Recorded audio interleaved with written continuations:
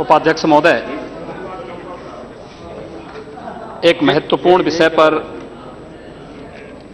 आपने 193 के तहत इस विषय को आगे बढ़ाने के लिए मुझे अवसर दिया है। मैं आपका आभारी हूं।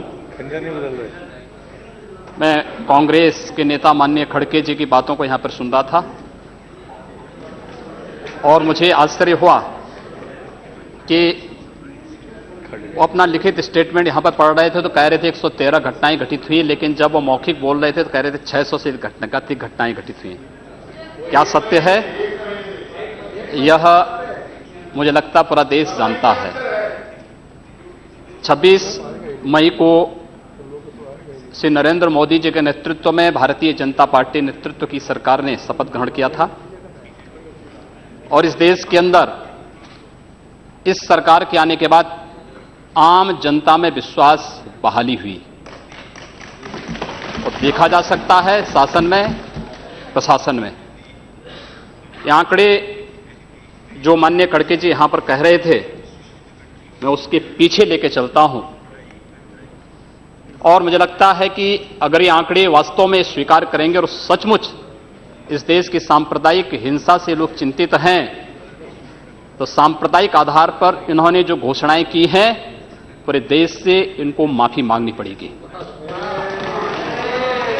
महोदय, 2011 में न जिन प्रदेशों की घटनाओं की मैं जिक्र कर रहा हूं, न वहां पर और न केंद्र में ही भारतीय जनता पार्टी की सरकार थी, लेकिन इस देश में 580 घटनाएं घटित हुई, 91 लोग मारे गए और 1899 घायल हुए। इनमें सबसे अधिक उत्तर प्रदेश के अंदर 84 घटनाएं घटित हुई, 12 लोग मारे गए और 347 2011 में घायल हुए थे। दूसरे पर राजस्थान, दूसरे पर प्लीज खड़गे जी आप सुन तो लें, आपने जो कहा है। Don't provoke other, let him telephonically. आप सुन लीजिए ना। फंस गए डिबेट में आके फंस गए। महोदय, दूसरे नंबर पर महाराष्ट्र है जिसमें 88 घटनाएं घटित हुई। इसमें कांग्रेस नेतृत्व की सरकार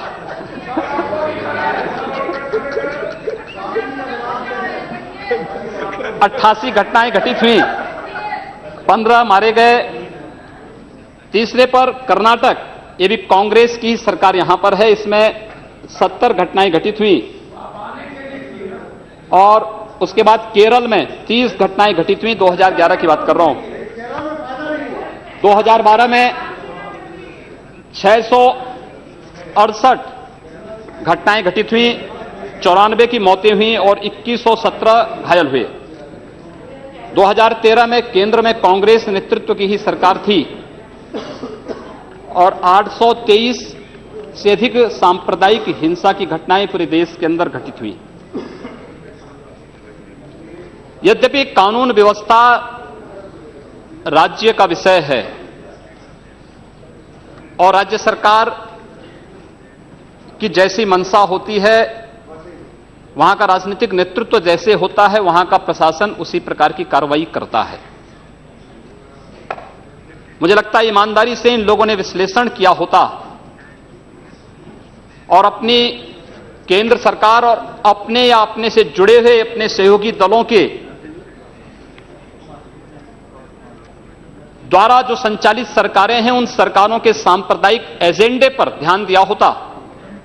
ये पोलराइजेशन आखिर हो क्यों रहा है? पोलराइजेशन के कारण क्या है?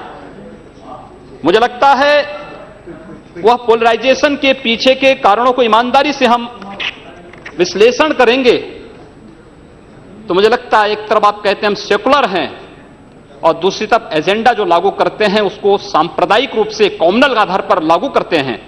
इस देश में 12 लाख से अधिक साधु संत और पुजारी रहते हैं, लेकिन ये लोग इमामों के लिए वेतन की घोषणा करते हैं, एक पक्षीय कार्रवाई करते हैं। क्या एक सेकुलर एजेंडा है? दिल्ली की सरकार ने किया, पश्चिमी बंगाल की सरकार ने किया, महाराष्ट्र की सरकार ने किया। क्या यही सेकुलर एजेंडा है? सांप्रदायिक आधार पर ये लोग बांटते हैं समाज को। और महोदय, उसी प्रकार से इन लोगों ने उत्तर प्रदेश की बात करता हूं, वहां पर जो योजनाएं हैं उसमें 20% मुस्लिम आबादी के लिए आरक्षित कर दिया गया। कब्रिस्तान की बाउंड्री वाल के नाम पर गांव-गांव में विवाद खड़ा करके 300 करोड़ रुपया उसके लिए आवंटित किया जाता है। गांव-गांव में उसके माध्यम से विवाद खड़ा किया जाता है। सुप्रीम कोर्ट कहता है कि किसी भी सार्वजनिक संपत्ति पर, मंदिर के नाम पर, मस्जिद के नाम पर, किसी भी अन्य उपासना विधि के नाम पर, मदरसों के नाम पर या मजारों के नाम पर कब्जा न मत करने दो। लेकिन उत्तर प्रदेश में कब्रिस्तान की बाउंड्री वाल के नाम पर धड़ल्ले से एक काम चल रहा है, कोई रोक टोक नहीं, क्योंकि शासन की ये मंशा है, इसलिए प्रशासन उसमें बोलता नहीं। क्या सांप्रदायिक ध्रुवीकरण नहीं होगा? उसी प्रकार से उससे भी खतरनाक स्थिति, आतंकवादियों पर दायर मुकदमे वापस लिए जाते हैं। आतंकवादियों पर दायर मुकदमे वापस लिए जाते हैं। इस देश में जो लोग राष्ट्रीय सुरक्षा के लिए खतरा बने हुए हैं, जिन लोगों ने राष्ट्र की संप्रभुता को चुनौती दी है, जो लोग लगातार भारत की संप्रभुता को चुनौती दे रहे हैं और देश में हिंसा को बढ़ावा दे रहे हैं, उन लोगों पर दायर मुकदमे, चाहे वह राम जन्मभूमि पर आतंकी हमले का मामला हो या संकट मोचन मंदिर काशी में सीआरपीएफ कैंप रामपुर का मामला हो या गोरखपुर के सीरियल ब्लास्ट का मामला, रघुनाथ मंदिर, ये जितने भी मामले हैं, इन सभी मामलों में जिन आतंकवादियों के खिलाफ मुकदमे दर्ज हुए थे, उत्तर प्रदेश की सरकार ने वोट बैंक के लिए उन मुकदमों को वापस लेने का कुत्सित प्रयास किया। न्यायालय अगर बीच में नहीं होता तो संभवतः अब तक वे आतंकवादी बाहर छूट करके पुनः नरसंहार कर रहे होते, जिस प्रकार से उत्तर प्रदेश के अंदर और प्रदेश के अंदर हुआ है।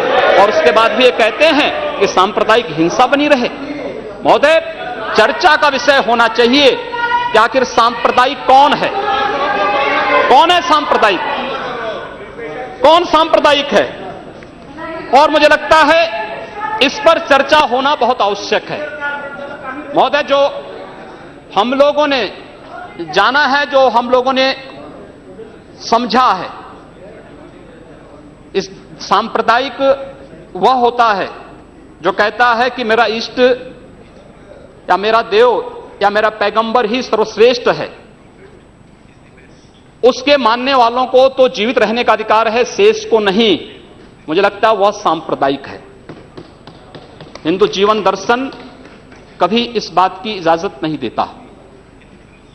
हमने किण्वंतो विश्वारंभ का संदेश दिया था, हमने सर्वे भवन्तु सुखिनः का संदेश दिया था, हमने तो इस देश के अंदर एकम सद विप्रा बहुधा वदन्ति की बात कही है। जियो और जीने दो पर विश्वास हमारा दर्शन करता है। और दुनिया की कौन सा मजहब और कौन सा ऐसी कौम है जिसको विपरीत परिस्थितियों में हिंदू दर्शन ने अपने यहां शरण न दी हो, उसको फलने फूलने का अवसर न दिया हो? कौन सा ऐसा है दुनिया के अंदर? लेकिन आज जिस हिंदू दर्शन ने सबको शरण दी, सबको फलने फूलने का भरपूर अवसर दिया, आज जब उसी के खिलाफ षड्यंत्र होना प्रारंभ होता है तो उसे एकजुट होना तो पड़ेगा ही। और मुझे लगता है इन लोगों के कर्मों का फल है कि पूरे देश का हिंदू जनमानस आज इस बात के लिए तैयार हो रहा है कि उसके खिलाफ आज शासन तंत्र से जो षड्यंत्र हो रहे हैं उसका जवाब अपने स्तर पर देना ही पड़ेगा। और आज वही स्थिति सामने आई है। महोदय, मैं पूछना चाहता हूं इन लोगों से, जब भारत का मुसलमान हज यात्रा करने के लिए जाता है, महोदय, जब हज यात्रा करने के लिए जाता है, उसकी पहचान तब भारतीय के नाम पर नहीं, पाकिस्तानी के नाम पर नहीं, बांग्लादेशी नाम पर नहीं, भारतीय उपमहाद्वीप का जो भी मुसलमान हज यात्रा करने के लिए जाता है उसकी पहचान हिंदू नाम पर होती है, उसकी पहचान भारतीय, पाकिस्तानी या बांग्लादेश के नाम पर नहीं। लेकिन अगर उसी हिंदू पहचान को हम इनके ऊपर यहां पर लागू करने का प्रयास करते हैं, इनको बुरा लगता है। हिंदू हिंदू सांप्रदायिकता नहीं, हिंदू राष्ट्रीयता का प्रतीक है और भारत की राष्ट्रीयता का प्रतीक हिंदुत्व को बदनाम करोगे तो उसकी कीमत चुकानी पड़ेगी इन लोगों को।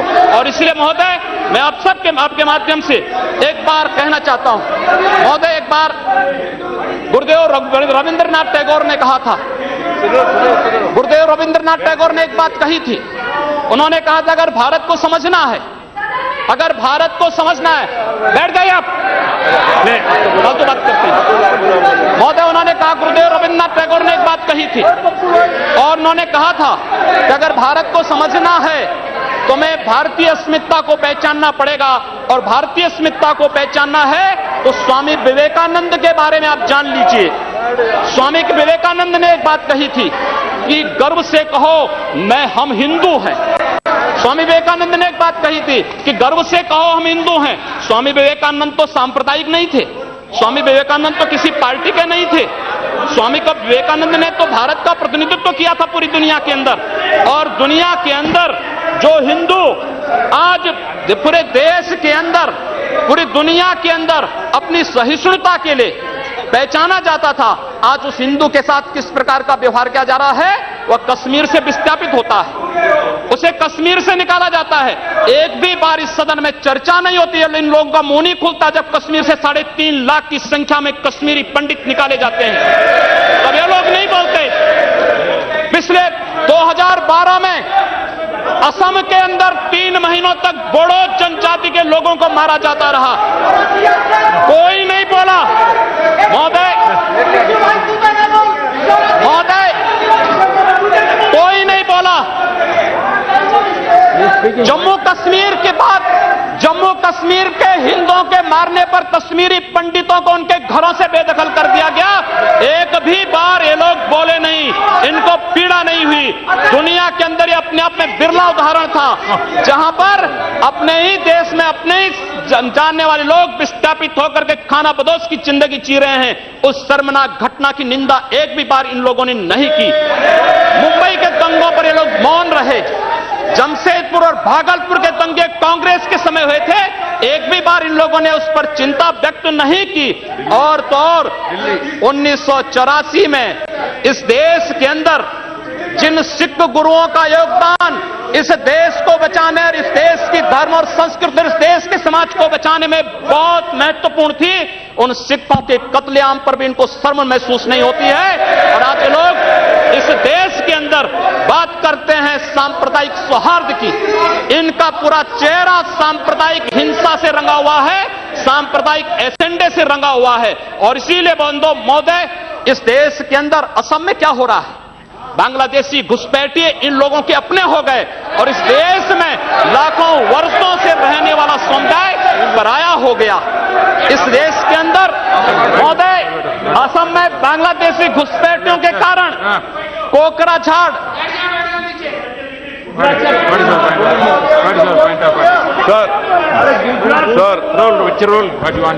under Rule 376, sir, the honorable member, while giving statement in his speech, he mentioned about communal rights. I request you that 2011 he has given a figures. Those are wrong figures.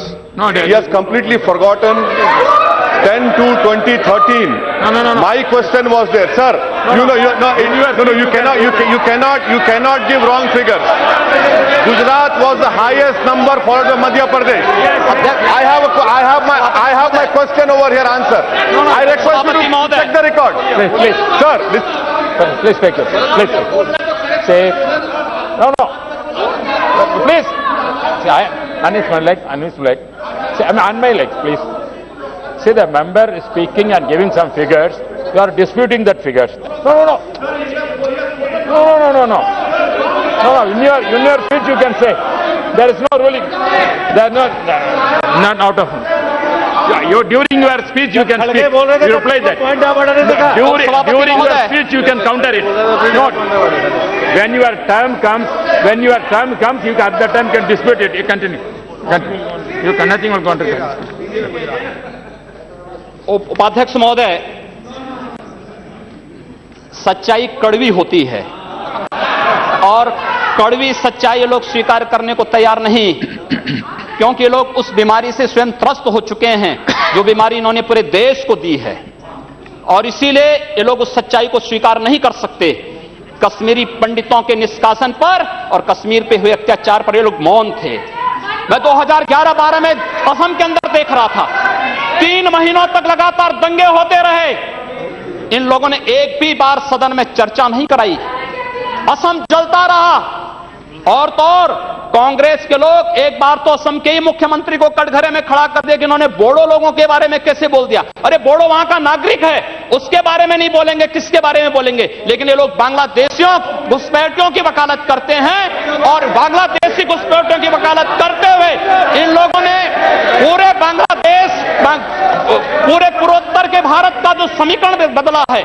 महोदय, असम के अंदर आज कोकराझार, धुबरी, चिरांग और बरबेटा जिले जो हिंसा की सर्वाधिक चपेट में हैं, वे सर्वाधिक चपेट में जो जिले हैं वे इसलिए हैं क्योंकि बांग्लादेशी घुसपैठी वहां पर आकर के जमीनों पर कब्जा किए हैं। इन लोगों ने वर्क परमिट के साथ साथ उनके राशन कार्ड बनाए हैं, और बेशर्मी के साथ देश के साथ खिलवाड़ उन्होंने वहां पर उनके माध्यम से करवाया है।